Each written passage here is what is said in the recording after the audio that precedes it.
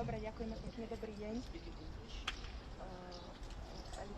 Pán premiér bol v popoludňajších hodinách prevezený leteckou záchrannou službou na urgent Rooseveltovej nemocnice, kde bol základne ošetrený, bolo mu spravené CT vyšetrenie a následne bol transportovaný na operačný sál, kde prebehol 5-hodinový operačný výkon, na ktorom participovali 2 operačné tímy, chirurgický a traumatologický.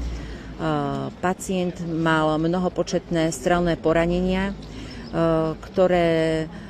ktorých následky vlastne budú smerovať k jeho regenerácii.